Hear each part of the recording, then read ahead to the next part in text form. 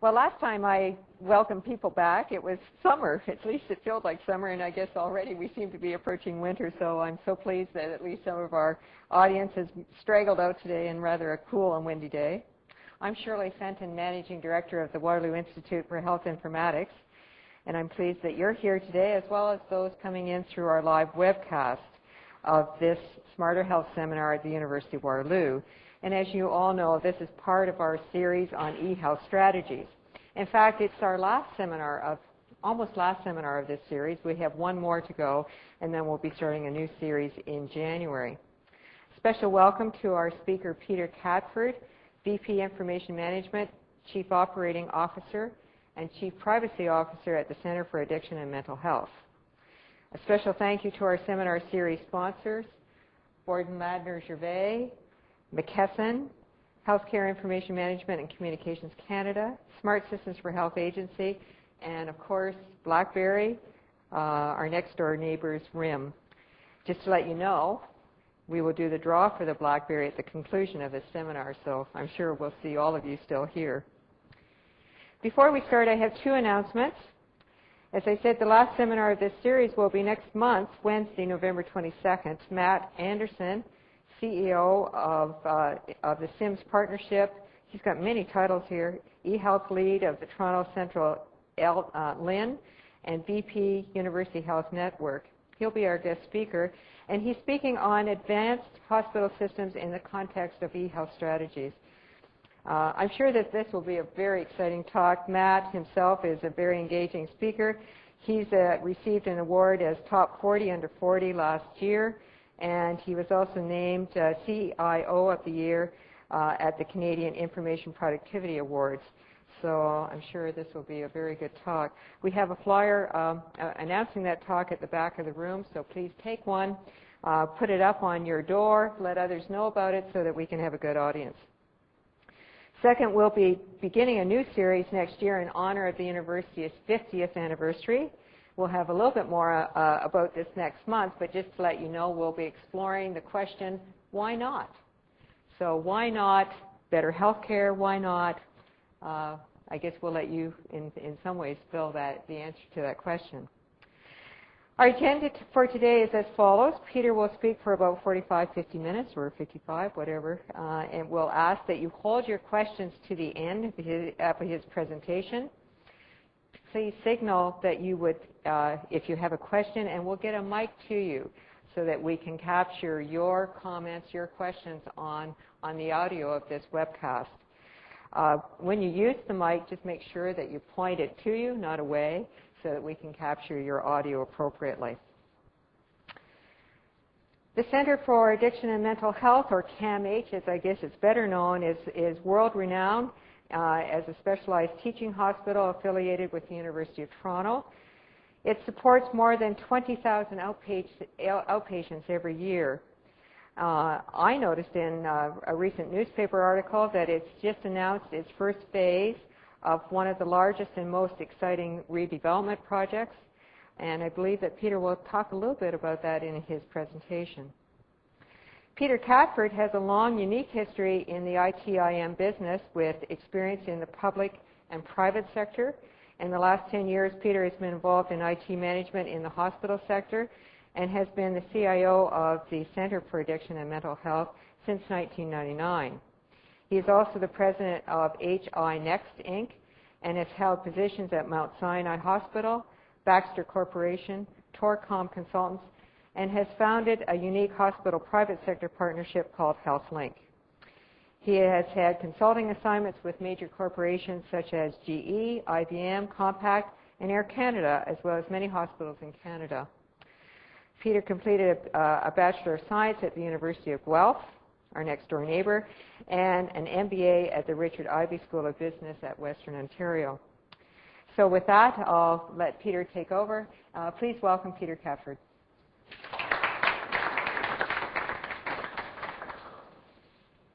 Well, fantastic introduction, and thank you for having me here today.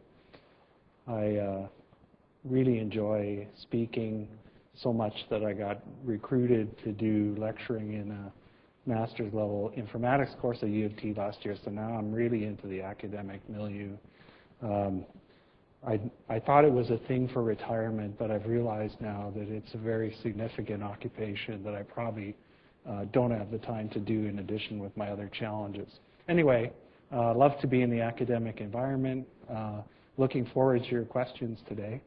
I usually try and synergize off my audience, so those of you who have telepathic powers, if you could tell me what your questions are so that I can answer them in flight, that would be great. I know because of the technology and so on, better to wait for questions until the end. The other thing I would use the word apologize for, but I don't want to apologize for it. I think there's a little bit more about our sector than you might want to hear because the topic here is informatics. But one of the things that I've realized in the speaking engagements that I've had across the province and elsewhere that folks don't know a whole lot about mental health and addictions, and some of the challenge we face from an informatics perspective relate to the challenges of our facilities and our businesses. So like I said, I would apologize for it, but I won't. And I hope that it's an enjoyable walkthrough, and I'll try and do that as expeditiously as possible. The talk I've tried to divide into sort of three sections. One is key issues about informatics in the sector in Ontario. And as previously a member of the Continuing Care eHealth Council and a long irritator of various deputy ministers and others to get mental health and addictions a place in Ontario's eHealth landscape, I feel like I'm uniquely positioned to talk a little bit about that. And I think it's an important context for how our industry is going to change over the coming years. The ministry, the LHINs, Ontario's eHealth strategy all have a place in how we're going to do eHealth. And so I think that's also an important message. I'm going to then talk a little bit about CAMH, and that sets the context then for the final piece, which is the informatics discussion. I'll look forward to also, at the end of every presentation I do, in particular the ones that Dominic has asked me to do, I look for something back. So the something back is I'm going to challenge you to help me with one of the challenges at CAMH at the end as part of the discussion. And so I'll leave that for a surprise, and we'll get to that when we get to that. And I appreciate all the input you're going to give me that will change the strategy going forward. Okay, so first of all, the mental health and addiction sector in Ontario. A couple of highlights. Mental health and addictions issues cost our economic well-being as a province and as a country very significantly. And the issues and the prevalence of mental health issues and addiction issues in our society really cost our economy a very significant amount of dollars. So for those of you who are finance people in the audience, none, okay, there's a huge amount of leverage in fixing some of these challenges and in helping people to deal with these issues on an ongoing basis. The other thing that's interesting and different about mental health and addictions clients is that the healthcare sector can't do the whole job. Our clients need jobs, they need social supports, they need housing.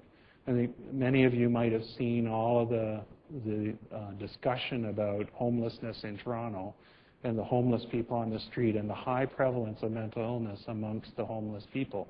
So part of the challenges in dealing with mental health are figuring out how to support those folks as they live and get recovered into society, or at least that's our goal.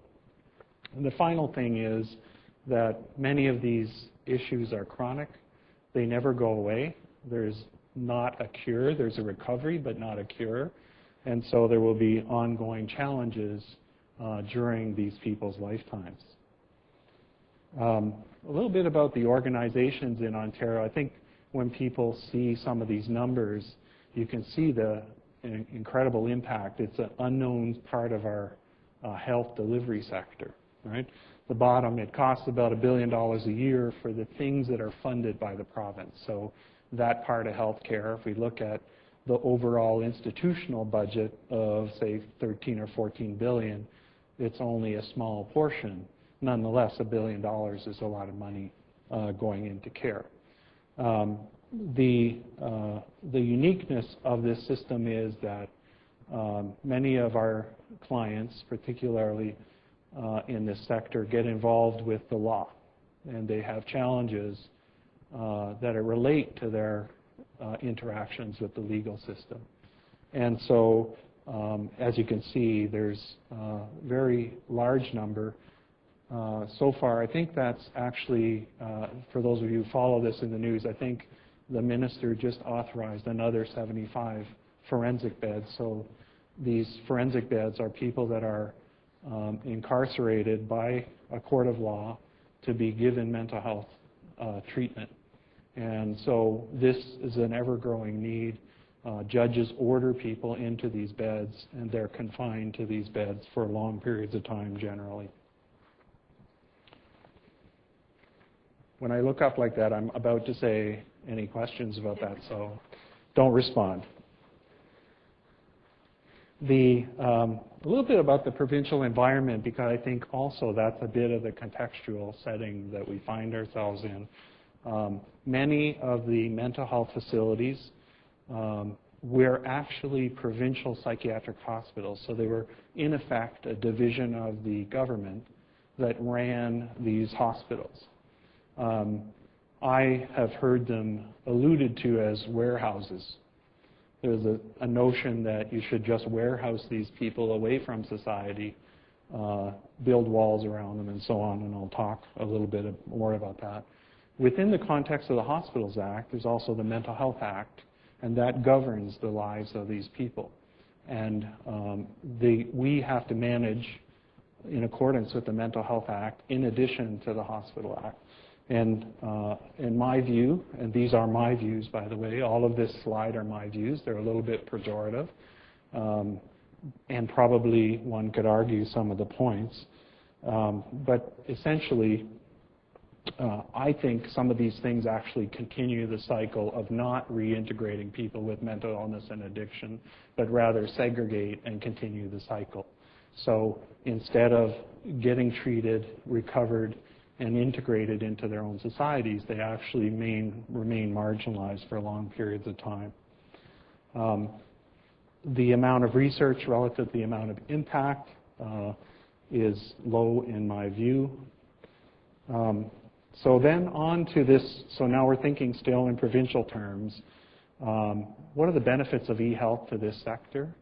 When you think about the characteristics of some of the clients that we have, the lifelong, they may interact with 7 or 10 or 14 organizations that deliver health care.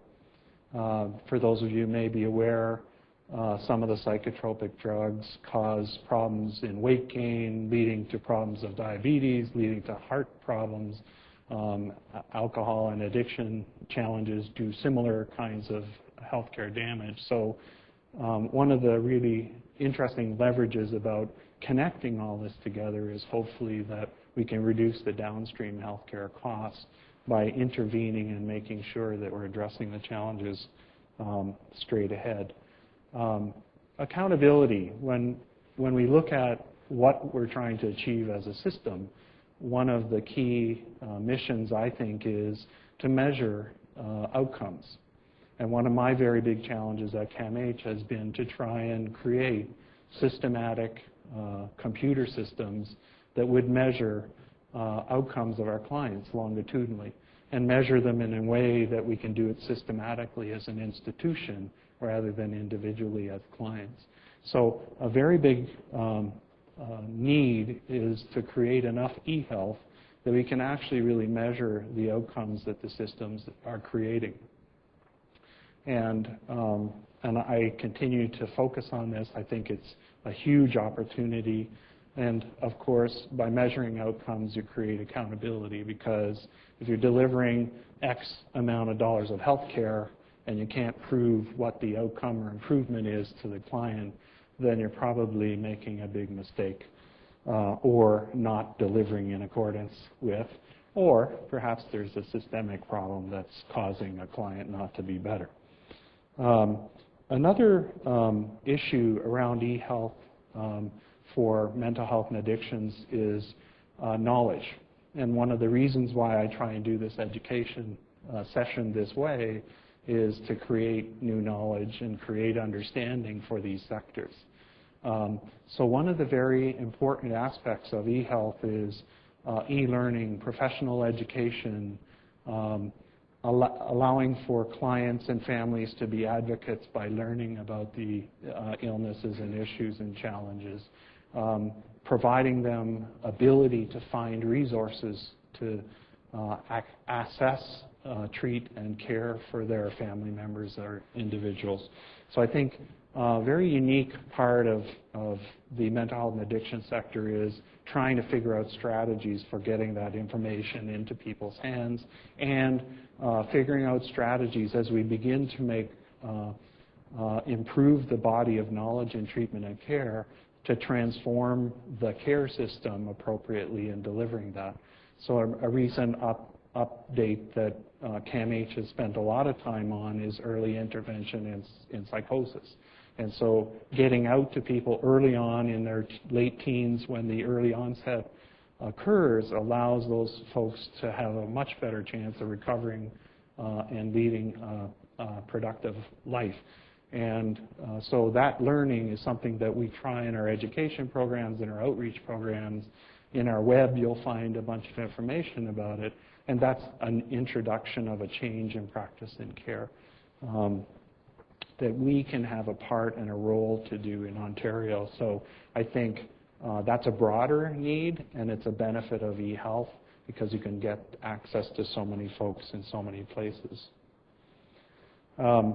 The sector has had some successes, and I think the sort of key, the consumer involvement movement in this sector is quite powerful and quite involved in care.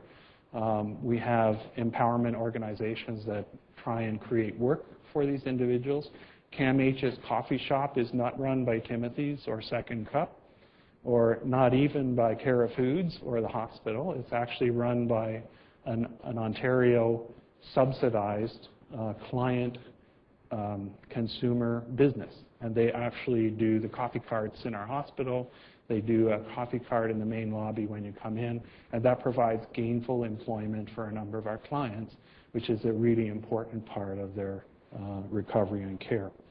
The other thing about it is that there's a lot of work been done on creating a system plan for mental health and its treatment, and I think this is a real strength in this sector. We know what we need to do. We just need the resources, the time, the energy, and the people to make it happen. On the eHealth scenario, this community's actually done some very interesting things that are quite different and quite much better, in my view, than the acute care sector. And that is that they've really tried to build a provincial system for a number of these facilities and providers and organizations. So the example, the data system is a system that's administered in my department at CAMH, but it's provincial, and it provides patient registration and appointment and outcomes, data capture and operational information for about 150 agencies across the province that are funded by the ministry to treat addictions. And so instead of having each agency try and find a Waterloo grad that can write a system for them for $5,000, the province has funded it once, and it's been used across the entire sector. Another interesting one that I really think is a great success is the Messiah and DART.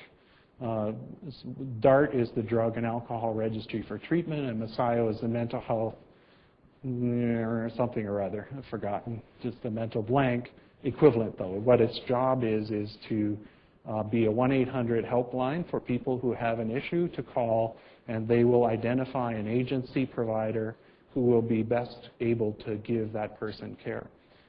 So I think they have done some very interesting, innovative things as a small sector, and that's a really strong, in my view, a strong achievement for a sector that has little money. Another area, how many people have familiarity with the LHINs? You heard Shirley talk about the eHealth LHIN lead in Toronto. The LHINs actually have really had a big focus on mental health and addiction because they realize the impact on people's lives. And so, for example, Datus was one of the first to produce LHIN-based reports on consumption of resources in that sector across the province by LHIN.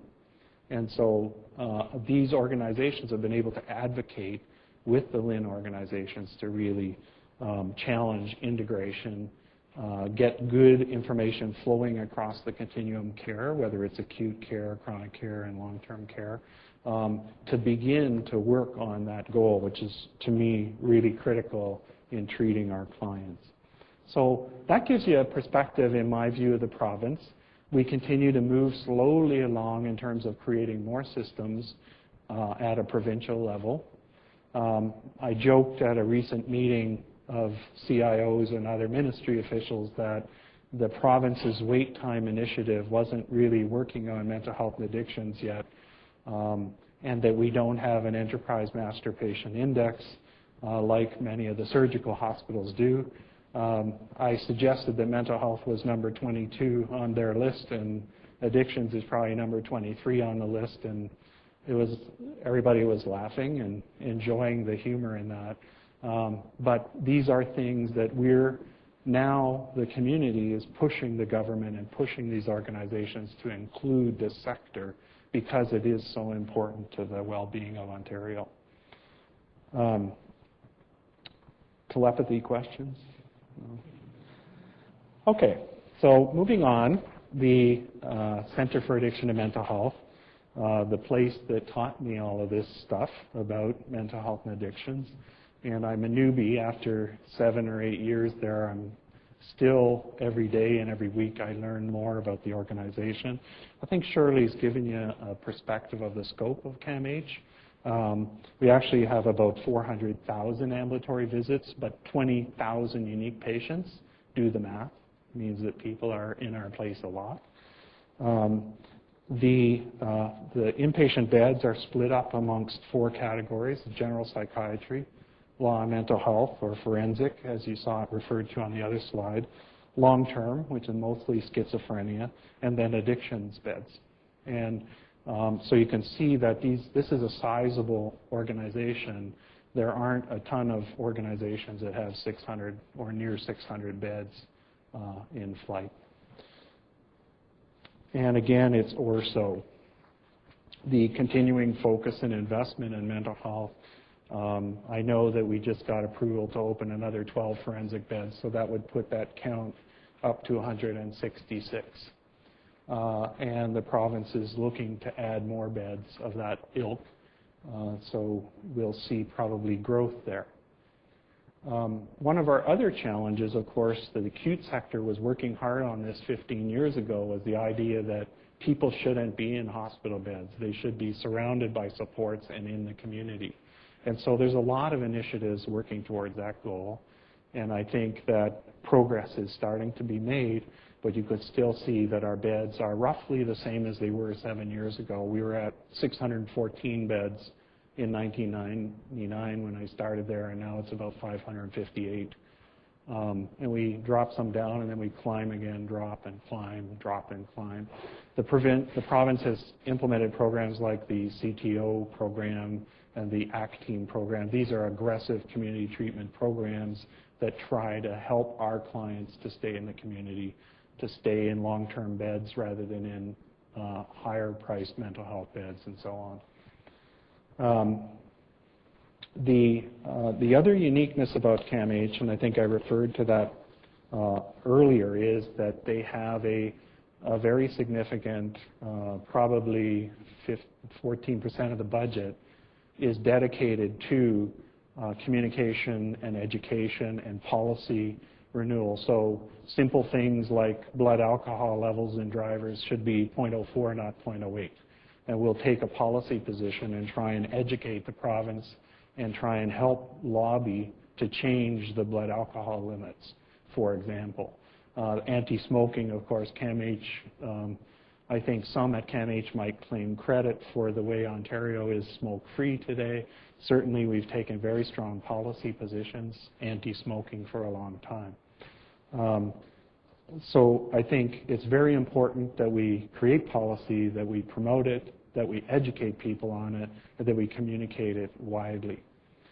Some of our, this Smarter Bars program, the thing that educates bartenders about drinking and helping their clients to not be like university students. No, sorry, I didn't mean that. That Smarter Bars program was really created by people at CAMH from this policy and research organization to try and improve our management of those things.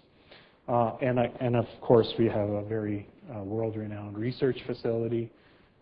They generate about $30 million in grants every year from around the world.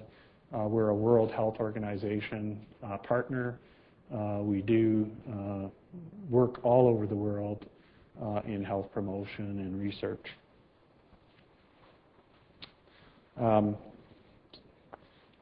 Just a little bit more, and then we're going to get to the juice. Today's environment, what are we trying to do? We're really trying to change best practice.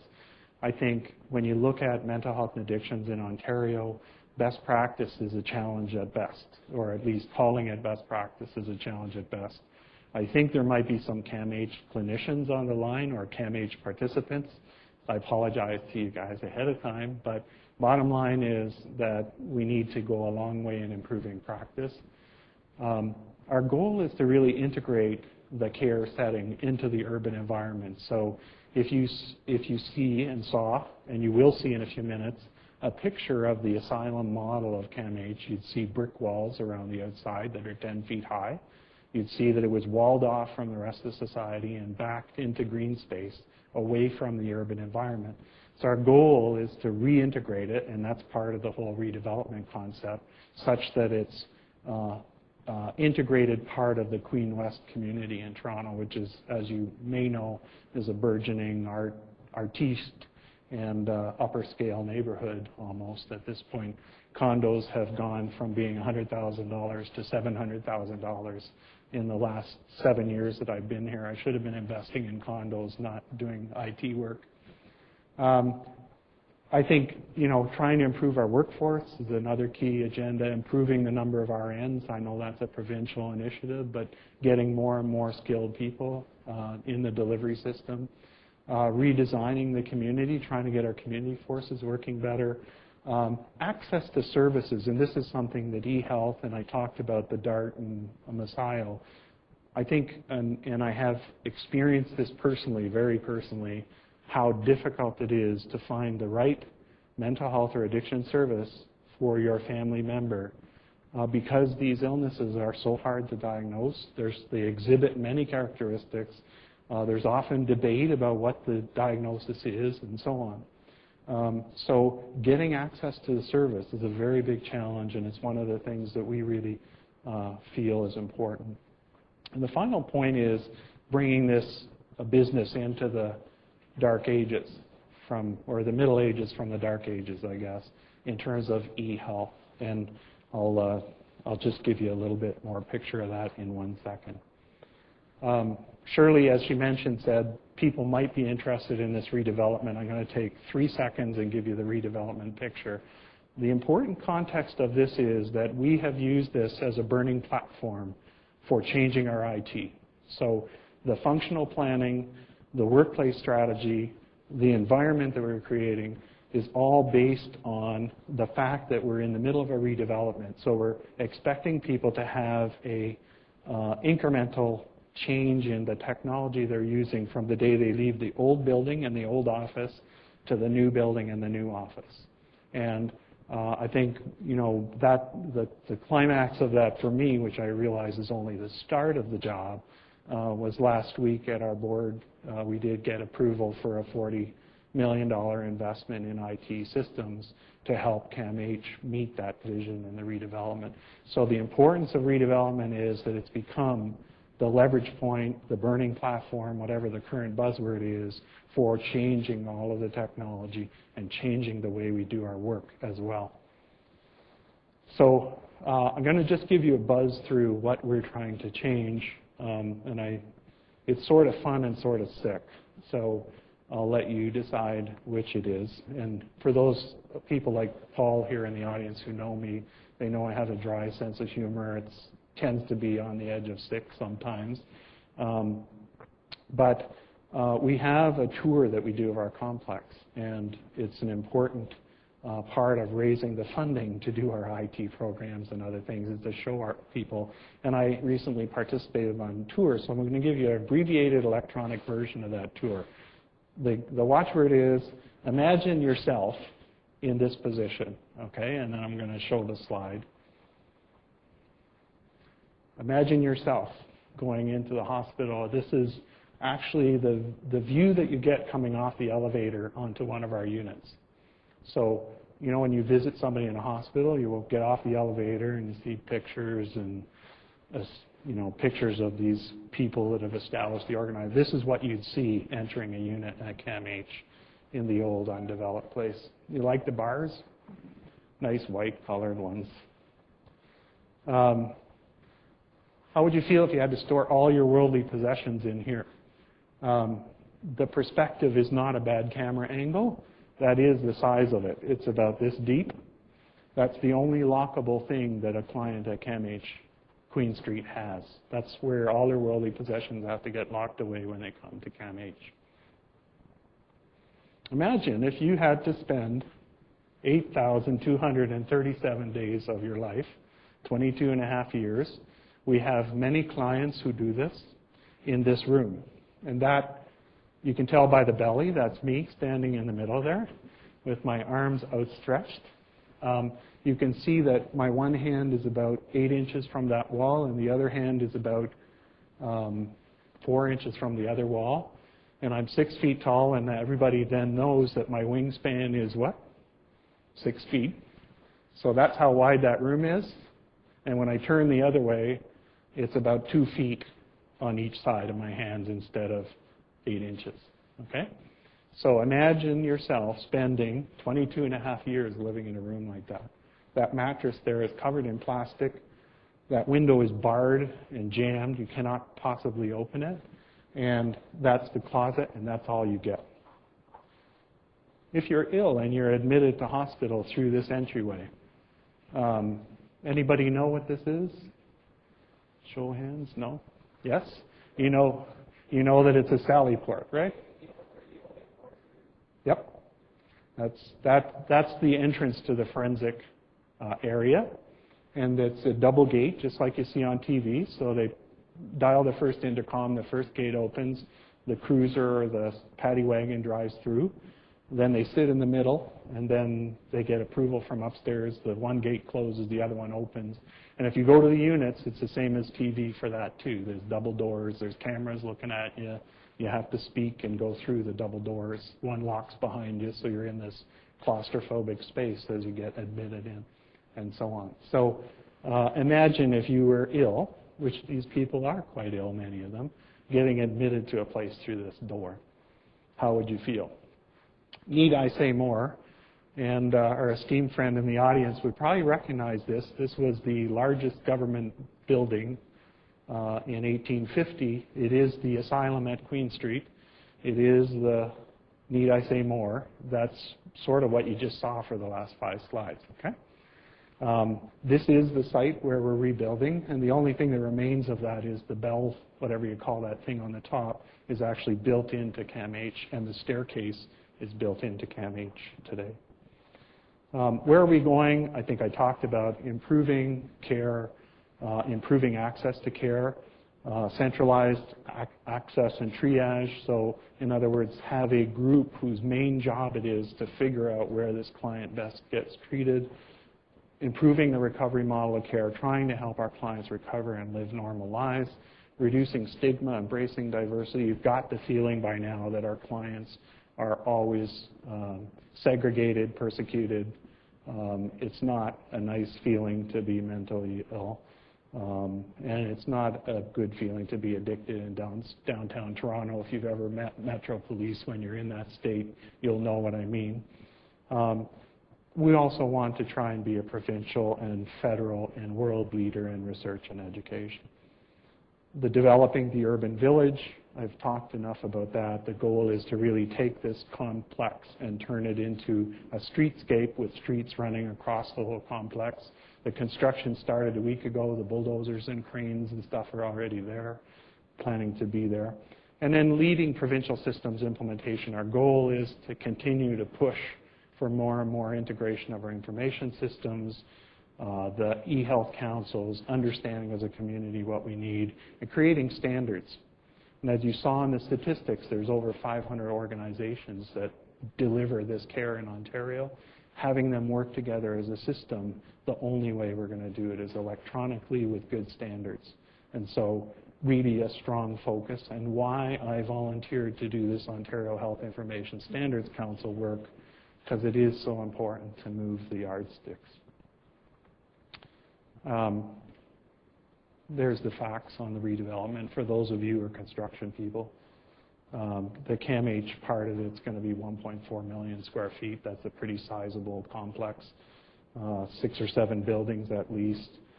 And the real message is IT, every program is going to be re-engineered as part of the re-entry into the new buildings. We have some challenges, of course: technology, money, learning and competency, staffing. As you will probably know, CAMH is a heavily unionized environment. The union that all my staff are OPSU staff. They're all members of OPSU union. I can't lay anybody off. I can't change their job descriptions. And we pay overtime every time Bill Gates sends a new version of Windows to us or asks us to update a server because it's a union requirement to pay overtime. And time. This building, the first 4 buildings are going to be up in, my God, 14 months now. And all of this work has to be done in 14 months, so we're really challenged. And now, in that context, the IT. And so what does our IT environment look like? In 1999, those of you that remember health system restructuring, there were 4 facilities that got smashed into one. No voicemail, no email, various government systems that marginally worked or didn't work, and about, as I always say, about 20 other no's as we moved into the place. It was 1999. When I took over as a CIO, there were 4 months until we hit the year 2K, because the financial year of a hospital starts in April 1999. So we had 4 months to get financial systems for 4 organizations up and running. You can imagine it was a scramble and a huge challenge, and I always say it's one for Ripley's. The challenge was immense. How did we progress? We survived Y2K. We had one glitch, and the glitch was a vendor glitch from one of our main systems, and pretty much all the other 250 customers got affected. It was fixed sort of in 4 in the morning on year 2K. We survived the amalgamation. We were able to get our basic financial systems and reporting up, because when we started out, we didn't have a universal payroll system. Our hospital statement production, we were about 9 months behind. So we were trying to guess about you know how the government is about running a deficit or not running a deficit. We were producing the first financial statements for April, and it's now December. If we have to make a course correction in our budget, we've got 3 months to do it based on information that's 9 months old. And so we had to get to a point where today our financial statements are done 2 weeks after month end. Our statistical statements are done about 6 weeks after month end, and all of our information is current and probably amongst the mental health group, probably the best in the province, I'd argue. And we're also the most financially profitable hospital in Ontario as well, I would argue. And I believe, and I claim credit, that some of the IT that we did to help them get to this point did, in fact, help them get to this point. We had an initial strategy that really was about survival. We had a second strategy that was about really starting to get to be current. So trying to focus on getting the basic clinical things, the basic administrative things that we need to operate running, and to get to a basic point where we could be accountable. I always like to tell a story here, assuming most of you know about discharge abstracts, that every hospital in Ontario has to submit an abstract on every patient that they discharge every day. And about a year and a half into my assignment here, I was talking to a health records person, and I go, well, where is this report? Because we want to start integrating it into our new scorecard that we're going to. Oh, well, I stopped doing that 2 years ago. You what? Oh, I stopped doing that 2 years ago. So what ensued was a 2-month negotiation with CIHI and the province because we just didn't bother to submit our discharge abstracts for almost 2 years. And for those of you who know, it could be large 6-digit fines and other damages when you don't do stuff like that. So that was the second strategy, is basic accountability. And then the third strategy was really the one that was just approved last week, and it really talks to paperless, wireless, kind of all of the conventional strategies that an acute care hospital would probably be saying they've been working on for a few years. So we kind of have gone from being in 1940, in 1999, well, sorry, maybe 1955 in 1999, to being maybe in 2004 in 2006. And I would argue that we're at least on a peer with most of the other teaching hospitals in the Toronto milieu for what we've done. As I mentioned, we've got all the basic systems now in place. We've had great financial audits, surpluses. We can count our people, finally. And you all may look at that and go, what? Counting your people?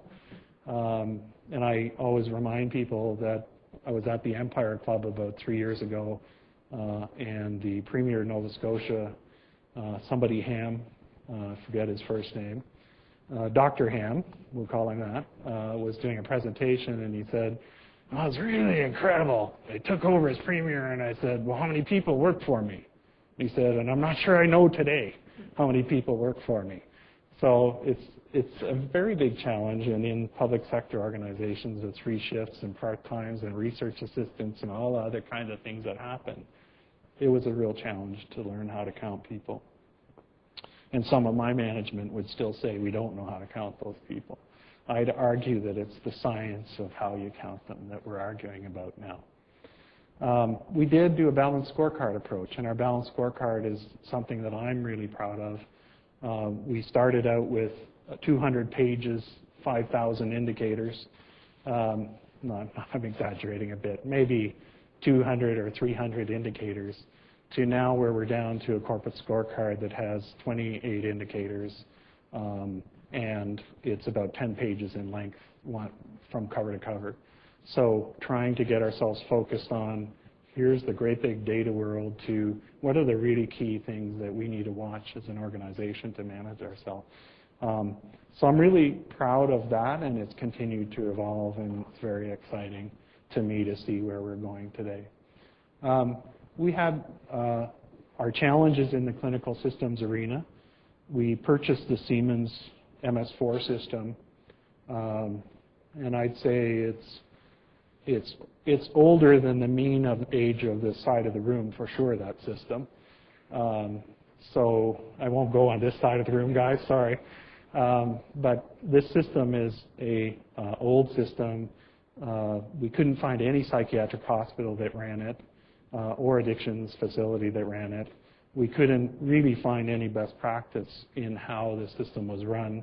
So it was sort of, okay, here we are, let's see what we can make a go of. One of the things, and we were talking at lunch about the fact that we garnered a Change Foundation grant, and through a private-public partnership, we created the system we call TREAT. It's installed in about 20 hospitals in Ontario and across the country, and actually 6 hospitals in Illinois as well. So what it does is it allows us to use questionnaires and to create questionnaires easily. And questionnaires are the diagnostic tools, in a sense, and the monitoring and measurement tools of clinicians in this discipline, right? So you don't have a lab test for schizophrenia. In fact, you don't have an X-ray for schizophrenia, as far as I know at this point, although they can detect certain biochemical changes in the brain with PET scanners. I don't think they can take a PET scan and say, oh, okay, this person has schizophrenia, or will have someday. So some of these tests are actually very significant in terms of monitoring, measuring. I talked about measuring outcomes. So we're very proud of that investment. It's been quite successful, and it's provided us the ability to measure the outcomes of our clients longitudinally. So we can actually measure the level of depression on admission, the level of depression on discharge across our entire patient population. And we can look to say, are we really achieving clinical outcomes that are improvements, or are we not achieving our outcomes? And I think this is a cultural challenge for psychiatry and probably addictions as well. The definition of what the outcome we're trying to achieve and how do we measure it is a big challenge, I think.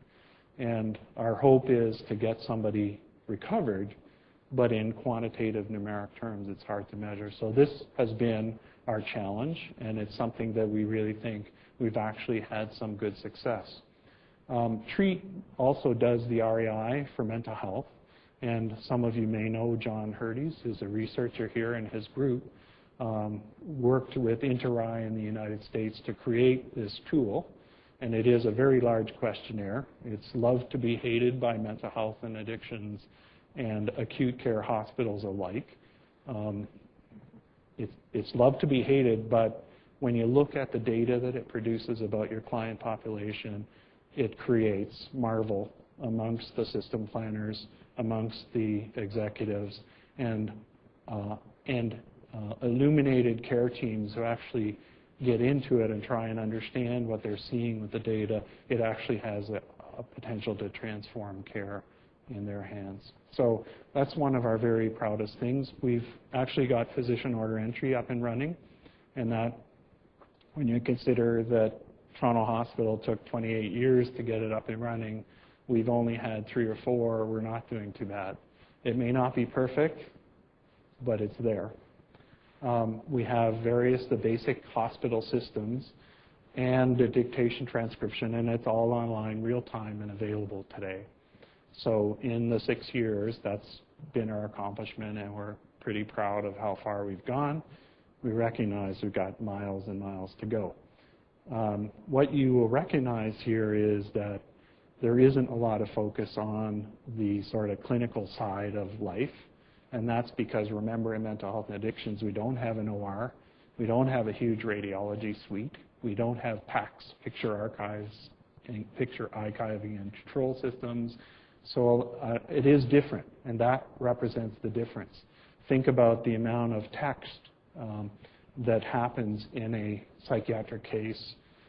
It's all textual, and it's all progress notes. And so our challenges from an IT perspective are quite different. You might have noticed the back slide that our average chart is something like 100 pages. I love to recount the story. We had a new executive come in who turns out to be my boss after a while, and he wanted to learn all about my portfolio. Okay, so we'll go to health records today and we'll learn about health records. And he says, well, could I just see a chart?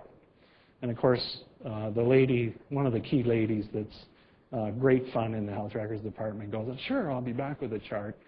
So she comes back with, you know, those green carts that you see the Coke guys roll in. She's got a green cart. She's got 5 big boxes marked confidential charts inside. And he stands and watches this and thinking she's going to open one and pull out a chart. She goes, this is the chart on one of our clients. Oh, I thought it was a simple manila folder, those charts. That's what I visioned.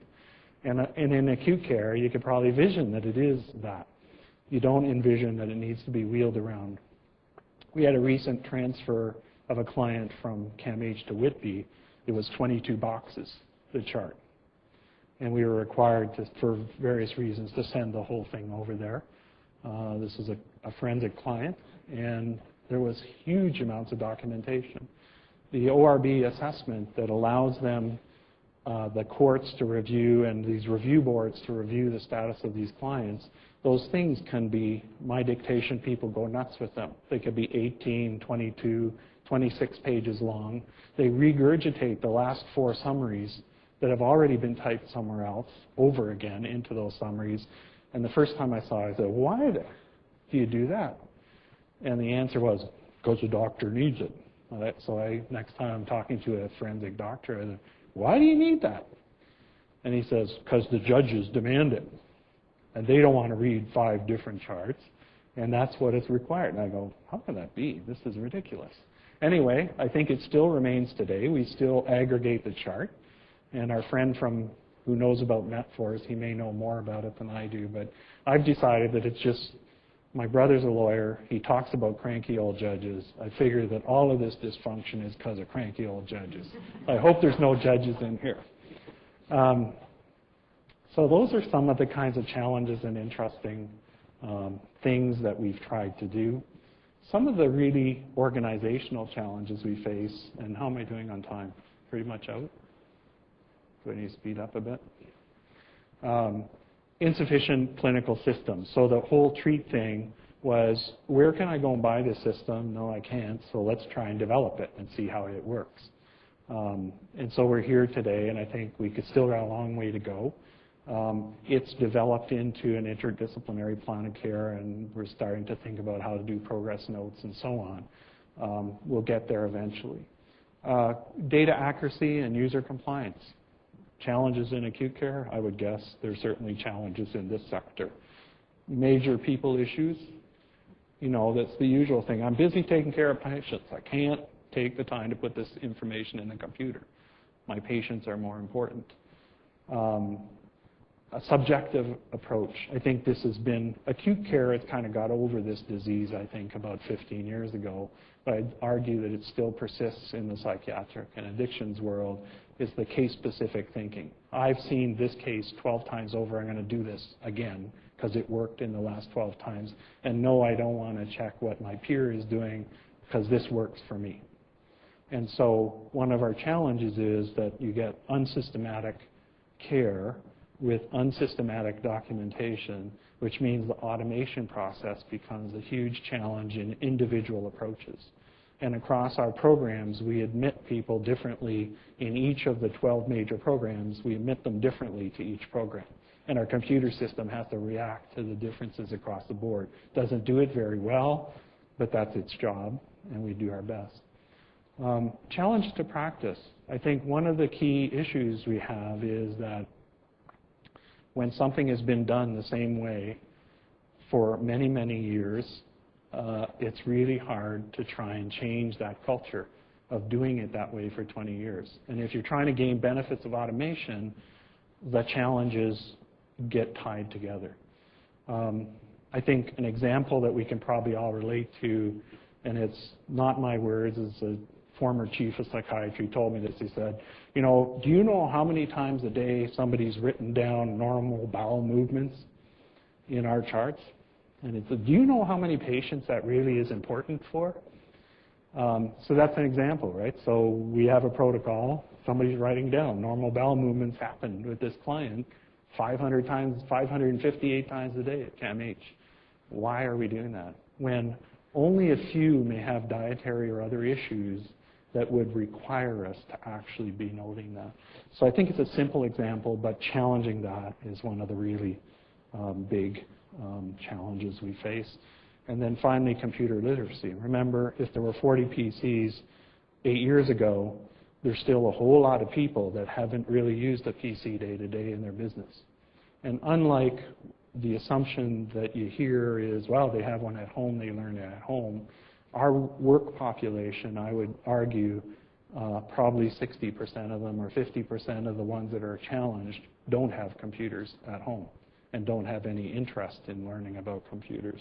So our challenge in implementing systems becomes a literacy problem. Just to restate, I think I've dribbled these through the presentation, but we are different than acute care. There are many differences about acute care. I think that some of these challenges really affect our ability to automate.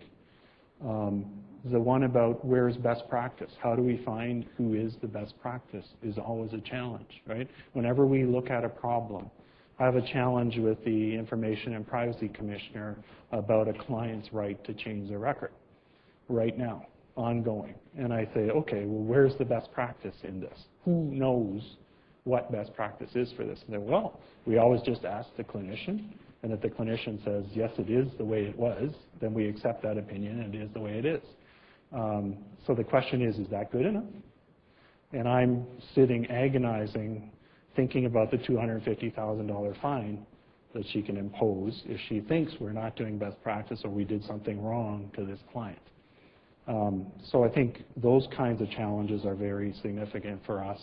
I think the other challenge that we face, and I remember it very distinctly early on, we were implementing the admitting system, the registration system part of that, where we want to know what your name is, what your OHIP number, all that sort of stuff, so that we're allowed to give you care because we are a hospital under the Hospital Act. And you know, after getting over the initial shock that many of our clients aren't citizens of Ontario or Canada or any other place to start with and don't have an ID card that lets them get an OHIP card, and then we have to get a clinic to get them an OHIP card, and then it goes on and on. In the end of the day, we have programs that are actually, and they hate this word, but I call them marketing programs, that they actually are doing collegial interviews in streets, in Covenant House, in other places where our clients tend to end up, and trying to recruit them into treatment programs. And they go, well, we're not registering those people. And I go, what about the risk management? The risk management says, oh, you've got to register those people because you're doing care. I go, well, and the clinical people are saying, we can't register this person. Anonymity is important because we won't be able to recruit them if they're not anonymous. So it becomes a cyclical challenge and one that I've faced over and over again. I think that's a really unique thing to mental health and addictions that makes any kind of system. We're right now looking at the medication administration register. People generally implement those things with the wristbands that you get in a hospital, right? You wand the wristband, you wand the medication, boom, you've done the administration. Guess what? Our clients don't wear wristbands. The risk management lady says, you have to have wristbands. We say, you have to have wristbands to implement this. And they say, nope, our clients don't want to have wristbands. We're not going to have wristbands. Vendors come to me all the time and say, RFID, GPS, our RIM boys would probably have a solution for this, right? And you say, well, you know what, how do you get your client to carry such a device agreeably and safely? So I think that gives you a flavor of our informatics challenges. Our strategy that's just approved has really 5 key goals. It's goal 1 and 3 are the same goal. It's to get mostly paperless and clinically driven in the hospital. By those, it's just the time frame different. Mood and anxiety and addictions are the first to move into the first set of new buildings, so that's why it's earlier than the others. The go-to web at the bottom, it's really important to us, and I got to say we struggle to try and provide that, but the goal is really to have e-learning capabilities, webcasting capabilities, televideo learning experiences, all of the kinds of electronic technology that will let us educate people, and that's what we mean by being that go-to web. And integrated reporting. We really now have a system of indicators and key performance indicators that allow us to measure our clinical programs at a program level and an aggregate level, and our corporate program at a corporate level. So what we want to do is build a system where that's automatic and electronic, and all of the pieces of information that lead to those KPIs are integrated into one system, and that's what goal 4 is. The overarching goals, we need to figure out a way to do this better, and I would say this applies universally to IT across the healthcare sector. We don't figure out strategies to increase adoption. We don't figure out strategies to make for comprehensive adoption. We had a good example is the REIMH. We had the software for 3 years. We trained. I used to tease the training team and say, have you trained the unit 7 times yet? No. Well, then it's not good enough. Go back 7 more times. And you have to measure the outcomes, and we've tried very hard to do that. And in the end of the day, the thing that got us to 100% compliance was the government mandate legislated the fact that we have to submit it. And all of a sudden it becomes a management issue, not a frontline issue, to comply in the use of our systems.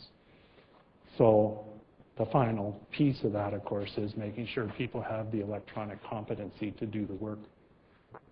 This gives you a little drill down on what our strategy entails, some of the key priorities, and again, you'll notice PACS is missing from there. You'll see that document management is a key one. It's a big priority to get all of the paper available electronically, and our only easy way to do that is to scan it all in and create a huge repository of scanned documents, increasing the physician order entry, including pharmacy in it. Our progress notes, as you can see, these things are big portions of the chart, right? Progress notes, in our case, about 40% of the chart. So we need to get a way to get that electronic. Our human resources department recently reported that they have about 150,000 personnel change requests.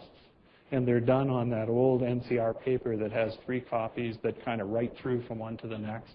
And it's about this big by this big. And I swear that 60% of them get lost somewhere between the sending department and the HR department or the payroll department where the change is being made. So one of our really big challenges, because we're multi-site, we're spread all over the province, is to get these systems electronic so that we can respond to our staff in a timely way, so that we can know when they've had a child added to their benefit program earlier than the day they enter university, and so on. So I think huge challenge, that's our plan. So the discussion, I thought, was important, as I said. Here's the part where you give back. So I have highlighted a series of challenges through the slides and presentation about the challenges around change management adoption.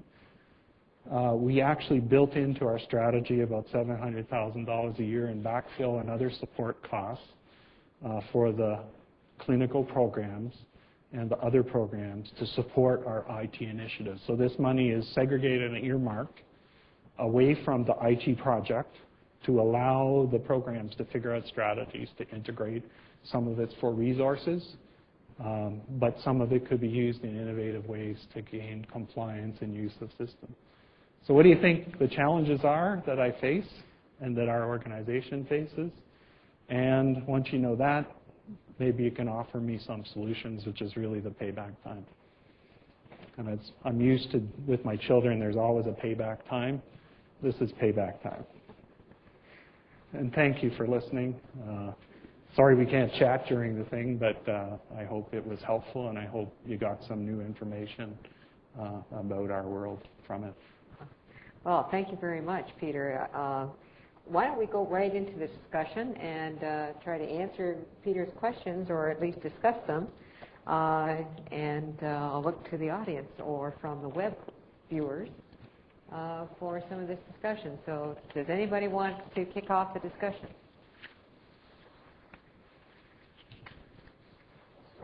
You've got a mic. Okay, Don. To me, I've been getting involved with, I'll call it the social services sector, which the social services and medical sector I think have a lot in common. First of all, they have, and they both tend to be system-centric versus client-centric. That is, someone has a problem, they have to discuss their problem with, I don't know how many different agencies or people. Same stupid questions get asked, you know, and there's no sharing of information. Now, I saw it near the beginning of your talk. There seemed to be an attempt at that, but I'm just wondering how thorough it is. In other words, is it truly client-centric, or is it still system-centric, but we're doing a better job of sharing information? I'd say it's probably one of the biggest discouragements I've had with DATIS is that it's an integrated database. It's one big Oracle database for the whole province. one of the features in the system is that with consent, you can actually transfer between two agencies the entire record or pieces of that record. And it's the only unused piece of the system. They don't actually use it when all it is a press of a button and obtaining a consent form to do the transfer. So I'd argue, I think the EMPI is the only hope. And some might call it the faint hope as well as the only hope. But faint hopes always become hopes with enough government foresight and investment and all that sort of stuff. So I hope that it improves.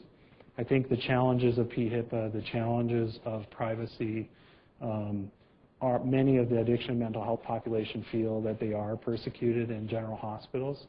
So one of the big challenges to lock boxes in the PHIPA was, the right of a client to lock some of their record away. One of the big fighting forces for that is our sector saying, we don't want acute emerge to know that we have a bipolar disorder because they'll automatically treat us badly. So I think there's all those challenges. I think we're a long way from the world you hope for. And I share your hope for. There's certain areas where it'd be easier to apply this than others, and I agree the health field is not an easy go. There's so many conflicting issues, but. Yep, absolutely. We actually have two questions coming in from the web. Hi, Peter. It's Mike Nussbaum online from Victoria, BC. I'm so pleased to have an opportunity to participate in this session, and this clearly demonstrates the huge potential of e-technology in opening access across the country and around the world. My question is, does CAMH have a vision to support the continuum of mental health and addictions care across various points of service, not just in the acute specialty environment, but in the general hospital sector, community programs, and residentially based services? Do you support the notion of an EHR that follows the patient-client cradle to grave through this continuum, and how are you planning on addressing this over the next few years? Question back to Mike. Were you listening to the presentation or writing out the question? Sorry, I think that's actually a similar question, right? So does CAMH have anything that it's planning to share with its community partners? We have a number of programs, computer programs that we've shared. Our dual diagnosis program is a shared program with an agency called Griffin, and we actually share a common electronic record between those two facilities. It's been faltering. It's taken us 4 years to work through the issues and challenges. I'm sure, Mike, you have a solution to this problem, and maybe someday we'll get there. I think that we're very CAMH-centric at the moment on this regard, and actually probably have taken a step back from where we were 2 years ago when I spent many of my days fighting about the provincial level and organizational integration issues rather than the CAMH-centric issues that I now face. So I hope that answers it. It's not something that's a priority for me right at the moment, but it's certainly something I care about. Okay. Second question from someone else. In mental health sections of EHR in acute care, providers can mark parts of the chart as confidential. How to work around this culture, practice, and privacy when sharing data with other sites or during transfer process? Did that make sense? Yes, absolutely. And that's the lockbox discussion. For reasons that I've just said, I think that's going to be a real challenge to implement in the cross-continuum perspective. I actually think that the lockbox part is really a clinician duty. And it's really up to the clinician and their client to come to an agreement on how and what should be shared and how they can be best served with the sharing of their information. The systems that we have today really can't accommodate that kind of decision. But bottom line is, when the clinician is working with their client, in general terms, not those that refuse treatment and other things, but in general terms, those that are working as part of their care team and want to get better or want to get care, once they understand the rationale for the sharing, it's my experience that the reason for the lockbox goes away. In our sector, people have tried, and I think it's starting to wane now, but because Children's Aid gains access to our information and then extracts children from their family setting, because the legal system uses this information to incarcerate them and do other things, the value proposition for hiding the information is very high. The problem is that when they put the lockbox into law, they also foresaw that. And we actually, my policy person and myself made a presentation to the Standing Committee on PHIPAA about these exact issues. And I think I don't see it as a looming big issue. I see that our systems overall, putting on my OHISC standards hat, we need to get our systems to a point where they're flexible and where they're responsive to my commands in terms of disclosure, and that I have complete control over whether it's a banking system, a healthcare system, property tax system. It should be architected that way, and I think that's the principle of PHIPAA, that's the principle of GATT, and that's why we're doing all of these privacy laws in the first place.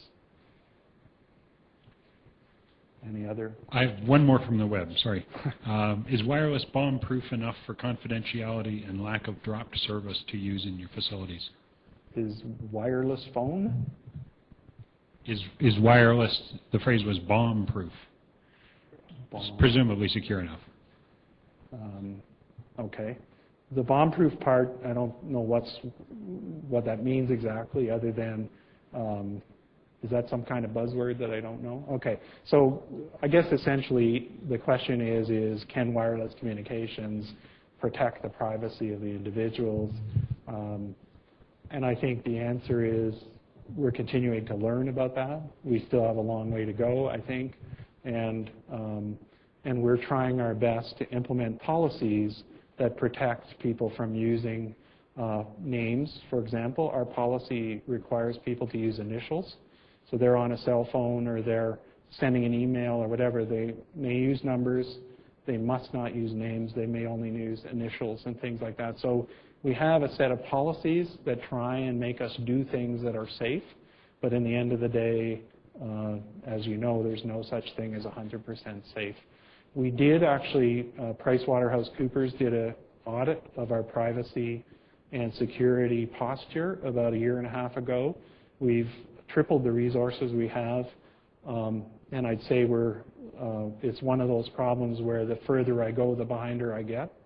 The more we recognize that there's even more issues than what we started out with. We now are doing regular intrusion tests, and those are always revelations where we constantly are learning about our security posture and recognizing that it has more and more holes. And as I told the board recently, and I'm required to report annually to the board on my posture in security and privacy, I basically said that I could spend my whole IT resource in trying to protect the asset in these days and times.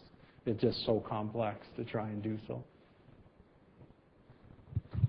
Hi, Peter. I very much enjoyed your talk. I just had a question about, you actually did refer to this, or you alluded to it, is some of the challenges of implementing, let's say, a standardized either a computer system or an information system in psychiatry. And I guess what strikes me is if you think about something like the RI mental health, and in psychiatry, what's different from acute care is it seems like you have so many multidisciplinary players. So you have, I understand in acute care you have doctors, and if you have your hip replaced, you'd have perhaps physiotherapy. But thinking in psychiatry, you're much more likely to have social workers with their approach. You have PT now and OT as well. You have psychologists with their approach. You have psych nurses with their nursing practice, and psychiatrists. And how do you bring everybody onto the same page? How do they speak the same language? I mean, do you think the solution was that the instrument, let's say the mental health instrument, was just mandated? So with all these different people often approaching subjects differently or using different language, how do you sort of bring them all together at the same table? this is probably the part where I want to be guarded in my comments. I think from my experience in acute care versus this setting, you don't really feel the difference. Psychiatrists aren't like surgeons. Surgeons are probably the worst. Psychiatrists are probably like obs-gyn kind of people. They're friendly, they're caring, they're adaptive, they accept input, they participate more readily. In the end of the day, I would say the physician community ends up being your problem. It's certainly my problem now as we really push the clinical envelope is the physicians that say, ooh, REI, I don't have time for that. It's not important. But then when they see the outcome in a care team meeting of the plan and the triggers, and they see it used in risk management context or in system evaluation, they go, oh, that's useful information, but I don't have to key it in, do I? My argument would be I don't think it's much different than any other hospital setting. It's just psychiatrists are a little bit more on the couch about it than surgeon cut the knife about it. And I think the ESA was amazing, actually. Our physicians adapted to it really quickly, but it's because we're so spread out on multi-sites that they were spending 6 days waiting for their transcription to come back. And they always viewed that our transcription department was terrible. Well, the real thing was that the paper had to travel around College Street down to Lakeshore and back up to Strawn and around to Queen Street. So it represented a huge advantage to them because it reduced 6 days down to 1 day. And they adopted to it readily. I always use the argument when I was doing the GE PACS project in the mid-90s with IBM and GE, and we were looking at PACS, and it was the funniest thing, some of the funniest days of my career. The GE guys were convinced that trackball technology was the right way to go for radiologists. And IBM's PS2s and other technologies didn't have trackballs, they only had mice. And there was this perennial fight about the mice and the trackball. And I remember we got to a climax in one meeting, and I was kind of the only practitioner in the group. Most of the other people were esoteric research, propeller head guys. Sorry, pardon me to any of you researchers out here. And, worrying about, whether the magnet could pull a pickup truck through the wall or not and stuff like that. And I said, excuse me, but, there's a lot of technology, laparoscopes and other technology that's way harder to use than a trackball or a mouse in this context. Why do they use laparoscopes so readily? And they argue about a mouse or a trackball. And the answer was, oh, yeah, it's a good point. It's because of motivation, right? So what's their motivation to use that technology? Is it high or low? And if in those days they didn't want to use electronic packs, I sat and watched the physician advisory community were fighting it, saying 4 by 4 pixels, 4K by 4K isn't good enough. I can't see pleurisy on a lung with 4K, blah, blah, blah. They were fighting that technology. There wasn't a use for it in their mind. It didn't buy them anything, so it was hard to use. So physicians are physicians.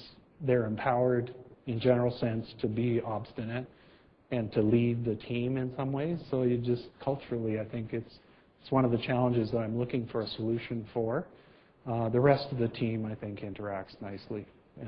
And I will die the day I see all my physicians say they think the REI is wonderful.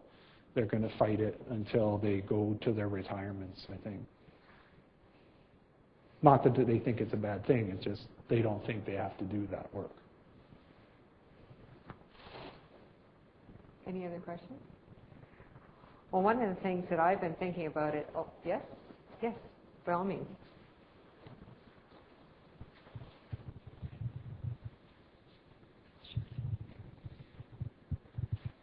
Peter, I have a very brief question. Yep, I can hear you. Do you ever try to communicate directly to your clients, especially given the issue of recruiting patients into your system and integrating them into mental health and providing them better access to information? Also, given the fact that the decision about getting professional help in Canada rests with the client. So are there good information? Excuse me, are there good information resources that are available for people experiencing mental problems that would be customized, tailored for their specific perceptions and needs and things that they believe to be sensible and important?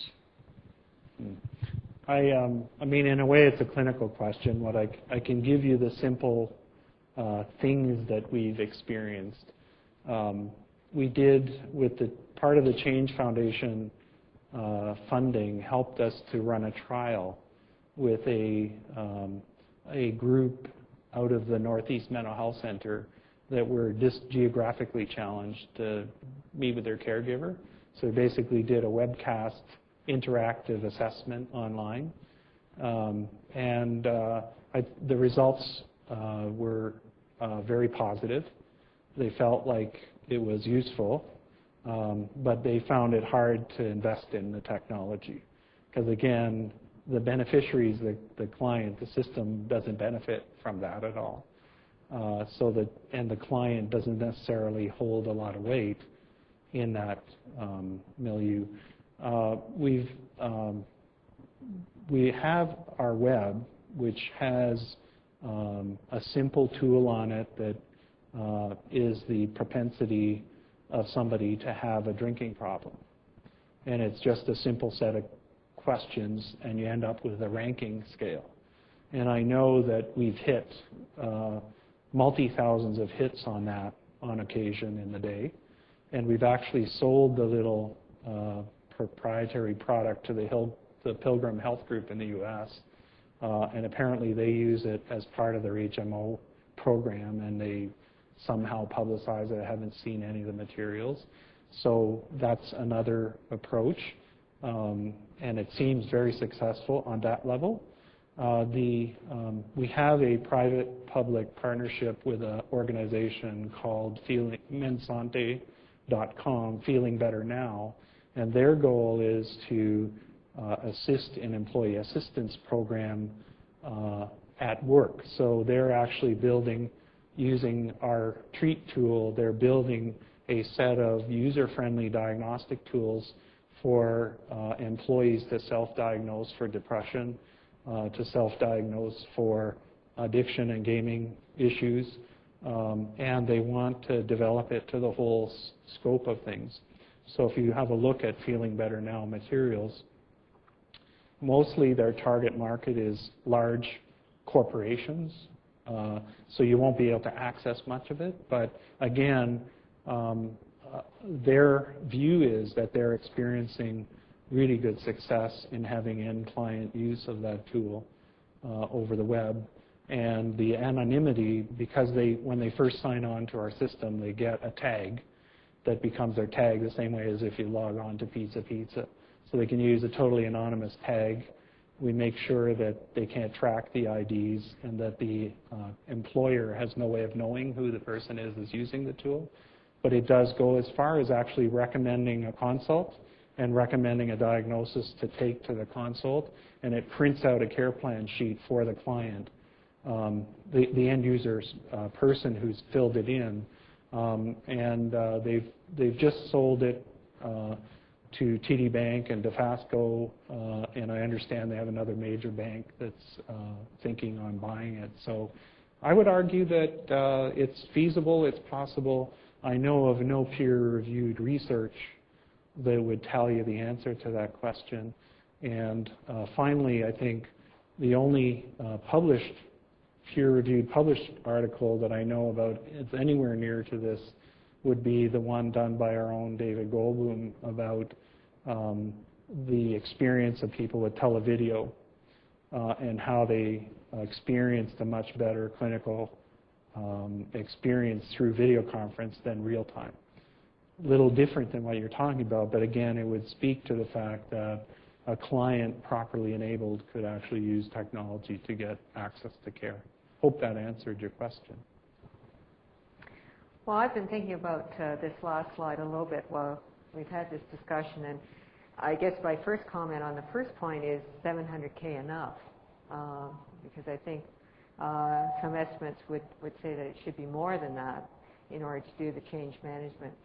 My second comment, based on the presentation, what are the challenges? Well, I would think that it's the challenge of changing itself. I think people are reluctant to change. So how do we do that so that they are incented to change? And going to the potential solutions, it's then to entice people to change. And that could be early adopters. Maybe you address the early adopters first and get them to help with the other adoptees, so that those that adopt lead the others to follow.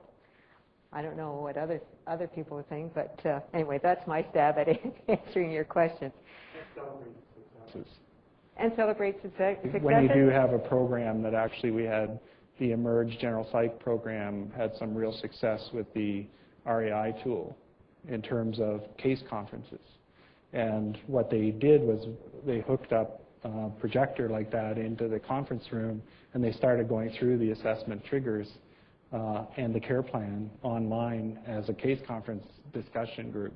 And I think they found that there were interesting dynamics between the physicians and the other caregivers in terms of communication issues around the care plan. When they were both sharing, looking at it electronically, it actually highlighted that there were some real challenges in terms of their communication, which became a real success factor.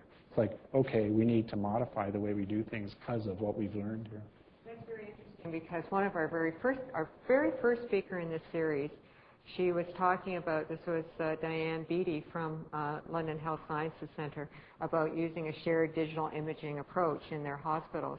And that is indeed exactly what they did at the end. They shared they celebrated their successes all the way along the way, and that seemed to motivate people to follow in the footsteps as they progress from hospital to hospital to hospital. So yes, it seems to be a track to pursue. So with that, I'd like to thank Peter for his presentation. And I have to say that we are all, I think, motivated in your success, because as you've noted, 1 out of 4 Canadians will have some sort of involvement in a mental health issue, whether it be a family member or themselves or a colleague. So I think we all will benefit from your success, and I hope you all the best in the future as you move forward. So can we join together in thanking Peter? And just a small gift as a token of our appreciation, Peter. So there's that. And now, finally, I've got this BlackBerry here. So if Peter could help me draw, we don't have a hat. It's and we don't draw. It's not a rabbit in here, but in here we've got little pieces of paper with a person's name on it, and I hope you can read the name when you pull one out of the box. So you can mix up there. Sorry? Up here. There. Turn it around one more time. Okay. Oh, my goodness. Shall I get my glasses on, or did you... Well, she's going to be very disappointed. Oh, Chris Ann DeMarco. She just left. So the rules are you have to be here to collect. So...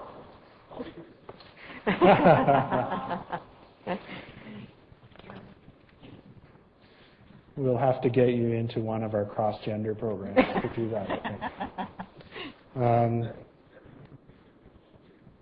Yeah, you need that, right? Mark Rigby, sorry.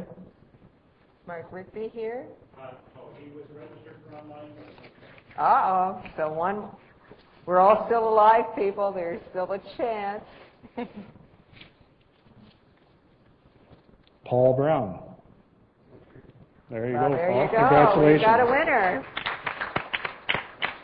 All right, so I'll wrap this up. Thanks for coming today, and we'll see you next month. Thanks a lot.